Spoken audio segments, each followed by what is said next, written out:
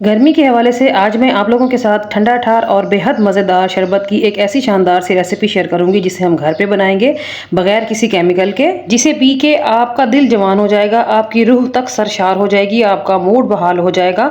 इसके अलावा भी अगर आपको मैदे जिगर की गर्मी का प्रॉब्लम है तो ये रेसिपी आपके लिए है और ये शरबत आपको गर्मी और लू से बचाएगा, आपके जिस्म को ठंडक फराहम करेगा। तो आज हम बनाएंगे इमली आलू बुखारे का शरबत, ऑथेंटिक तरीके से बनाएंगे, बहुत ही सादा और सिंपल सी रेसिपी दूंगी आपको। तो बिस्मिल्लाहिर्रहमानिर्रहीम, अस्सलाम वालेकुम जी, कैसे हैं आप सब? उम्मीद करती हूँ अल्लाह ताला के करम से आप सब खैर खैरियत से होंगे। तो गर्मी को दूर भगाने के लिए आज मैं आप लोगों के साथ ढेरों फायदों वाला इमली और आलू बुखारे का शरबत ढेर सारी टिप्स एंड ट्रिक्स के साथ शेयर करूंगी। तो वीडियो को फुल वॉच करें ताकि आप भी इससे मुकम्मल तौर पर फायदा उठा सकें। वीडियो पसंद आए तो लाइक और शेयर भी करें और चैनल को कर दें सब्सक्राइब। तो चलिए चलते हैं अपने किचन में और आज का मज़ेदार, रिफ्रेशिंग और बेहद लजीज इमली आलू बुखारे के शरबत को घर पर रेडी करना शुरू करते हैं। बिस्मिल्लाहिर्रहमानिर्रहीम। तो ये रिफ्रेशिंग और बेहद मज़ेदार हज़ारों फ़ायदों वाला शरबत बनाने के लिए हमें सबसे पहले इमली और आलू बुखारे की ज़रूरत है। तो यहाँ पर मैंने 200 ग्राम इमली ले ली है और 100 ग्राम आलू बुखारा ले लिया है। ये मेजरमेंट आप नोट कर लें। ये दोनों चीज़ें बिल्कुल फ्रेश हैं। अगर आपको ये चीज़ें थोड़ी डार्क कलर में मिल रही हों तो वो आप लोगों ने नहीं लेनी, क्योंकि उनकी ग़िज़ायत में कमी आ चुकी होती है। तो कोशिश करें कि आप ये दोनों चीज़ें बिल्कुल फ्रेश लें।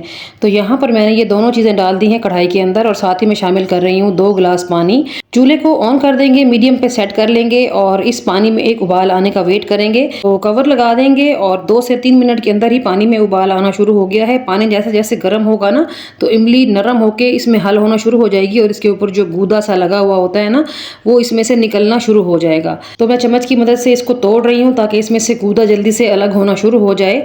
और ये काम इतनी जल्दी नहीं होगा, कम से कम भी 15 से 20 मिनट आपको ज़रूर लग जाएंगे। तो यहाँ पर मैंने इन तमाम चीज़ों को मिक्स कर दिया है। अगर आप चाहें तो इन दोनों चीज़ों को पूरी रात के लिए भिगो के रख सकते हैं। भिगोने से भी इनका जो गूदा सा है वो नरम हो जाता है। लेकिन अगर आपको इंस्टेंट शरबत बनाना हो, आपको फौरी ज़रूरत हो इस शरबत की, तो ये एक आसान तरीका है। तो गर्म पानी में इमली और आलू बुखारा उबलना शुरू हो गए हैं तो कवर लगा देंगे। कम से कम 15 मिनट के लिए इनको पकने के लिए छोड़ देंगे। 15 मिनट में ही इमली और आलू बुखारे का सारा गूदा जो है वो अलग हो जाएगा और गुठलियाँ सी अलग हो जाएंगी। ठीक है, तो यहाँ 15 मिनट के बाद आप इसकी कंडीशन देख सकते हैं, काफ़ी हद तक नरम हो गए हैं। सबसे पहले आलू बुखारे को चेक कर लेंगे कि आलू बुखारे की क्या कंडीशन है। तो ये देखें, चम्मच मैंने हल्का सा ही टच किया है तो उसका गूदा सा अलग हो गया है और जो गुठली है वो अलग हो चुकी है। तो यहाँ पर हमारा काम डन हो चुका है। तो चूल्हे को बंद कर देंगे और इस मटेरियल को ठंडा होने देंगे। तो चूल्हा बंद करने के बाद मैंने एक मैशर लिया और मैं इन तमाम चीज़ों को मैशर की हेल्प से मैश कर रही हूँ। अगर कोई गूदा आलू बुखारे या इमली के ऊपर लगा भी रह गया है तो वो अलग हो जाए। इससे ये होगा कि जल्दी से ठंडा भी हो जाएगा और जो गूदा सा है वो अलग भी हो जाएगा। तो ये एक बेहतरीन टिप है, आप एक मैशर लें और मैशर की मदद से इसको मज़ीद मैश कर लें। तो यहाँ पर मैंने कुछ ही देर मैश किया है। आप देख सकते हो कि गुठलियों के ऊपर से सारा गूदा अलग हो चुका है क्योंकि ये मटेरियल काफ़ी हद तक गाढ़ा हो गया है। तो बस मैशर का काम यहाँ ख़त्म करते हैं और इसको मुकम्मल तौर पर ठंडा कर लेंगे। ठंडा करने के बाद हम इसको छानने का काम शुरू करेंगे। ये देखें कितना गाढ़ा है। तो चलिए इसको ठंडा कर लेंगे। पहले इमली और आलू बुखारे का ये जो मटेरियल है ये मुकम्मल तौर पर ठंडा हो चुका है, लेकिन ये बहुत गाढ़ा था। तो मैंने इसमें आधा कप के बराबर पानी शामिल किया है ताकि मैं इसको जब छानूं तो मुझे छानने में आसानी हो। गाढ़ा सा गूदा छानने में बहुत प्रॉब्लम होनी थी। तो पानी डालने के बाद इसको मिक्स करेंगे और फिर हम इसको छानना स्टार्ट करेंगे। तो इस मटेरियल को छानने के लिए आप कोई भी जाली, छन्नी या मलमल के कपड़े का इस्तेमाल कर सकते हैं। तो यहाँ पर मैंने ये इस तरह की जाली ली है। तो इसमें शामिल करेंगे हम इमली और आलू बुखारे का गूदा और इसको छानना स्टार्ट करेंगे। तो ये देखें कितना गाढ़ा है, आप देख सकते हो, और कितना ज़्यादा पल्प है इसके अंदर माशाल्लाह से। तो चम्मच की हेल्प से जितना आपकी छन्नी में आए उतना डालें और चम्मच की मदद से इसको प्रेस करते हुए आप इसके गूदे को अलग कर लें और जो गुठलियाँ वगैरह हैं उसको अलग कर लें। तो इमली की गुठलियों के ऊपर बहुत ज़्यादा पल्प होता है। तो एक मरतबा तो मैं इसको इस तरह छान लूँगी, लेकिन फिर मैं इन तमाम चीज़ों को डिस्कार्ड नहीं करूँगी। मैं दोबारा से इनके अंदर पानी शामिल करने के बाद इनको मस लूँगी और फिर से मैं इनका गूदा निकालूंगी और तीसरी मरतबा मैं इसको डिस्कार्ड करूँगी। इस रिफ्रेशिंग शरबत की एक ख़ास बात यह है कि आप इस शरबत को एक बार बनाएं, यानी कि आपने सारी मेहनत एक बार करनी है और फिर आप इस शरबत को जो है महफूज करके रख सकते हैं कम से कम 2 हफ्ते के लिए।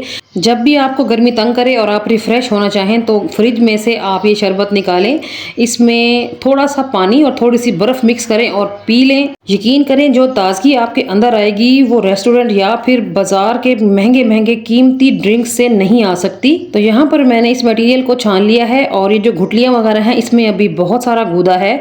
तो इसको मैं दोबारा से उसी पैन में डाल दूंगी और साथ शामिल कर दूंगी 1 गिलास पानी का। पानी शामिल करने के बाद मैं इसको दोबारा से मस लूँगी। आप देखेंगे कि इतना सारा गूदा अभी भी इसमें मौजूद है, तो जितना हो सके सारा गूदा निकाल लें और बाद में इन गुठलियों को ज़ाया करना है आपने, ठीक है। तो यहाँ पर मैंने 2 मरतबा इसमें से गूदा निकाल लिया था और फिर जो एंड में गुठलियाँ या फिर तिनके वगैरह बच गए थे उनको मैंने डिस्कार्ड कर दिया था, ठीक है।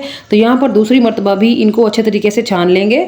बस इस शरबत के अंदर जो मेहनत वाला काम था वो यही था कि आपने इन गुठलियों का जो है पल्प वो अलग करना है।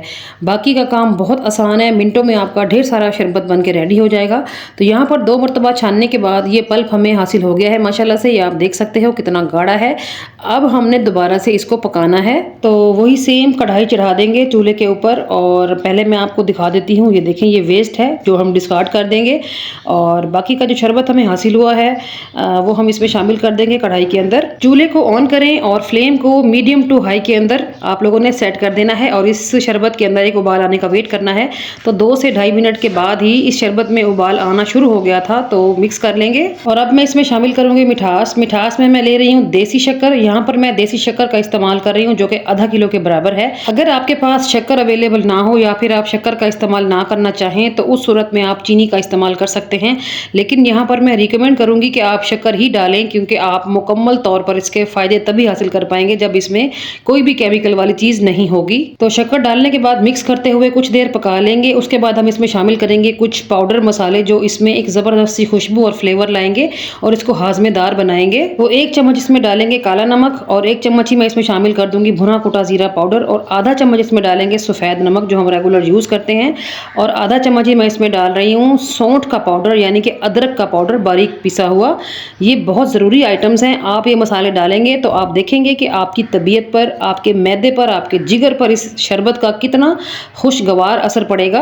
अब आपने इस शरबत को पकने देना है 4 से 5 मिनट के लिए। मुसलसल चम्मच का इस्तेमाल करते हुए इसको आप पकाएं। 3 से 4 मिनट में ही ये शरबत गाढ़ा होना शुरू हो जाएगा। आपने इसको इसी तरह ही गाढ़ा करना है। इसको गाढ़ा करने के लिए किसी भी किस्म का कॉर्नफ्लोर या कोई और चीज़ इस्तेमाल नहीं करनी कि ये जल्दी से गाढ़ा हो जाए। अगर आपने कॉर्नफ्लोर डाल के इसको गाढ़ा किया तो ये 2 दिन भी आप इसको फ्रिज में नहीं रख पाएंगे और ये ख़राब हो जाएगा, ठीक है।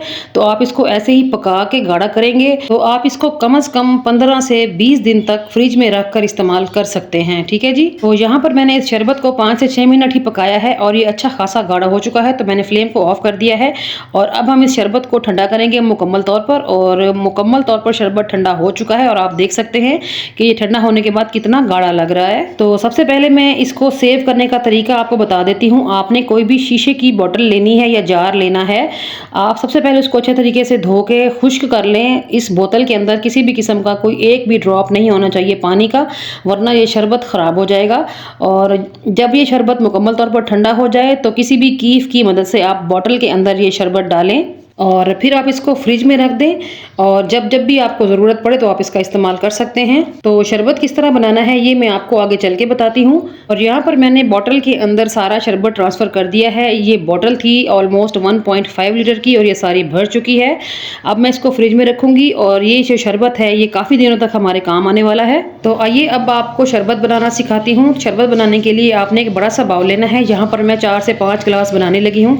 4 से 5 गिलास बनाने के लिए यहाँ पर ऑलमोस्ट मैंने पौना कप के बराबर ये इमली का शरबत शामिल कर दिया है और मैं इसमें डालूंगी ठंडा चिल पानी।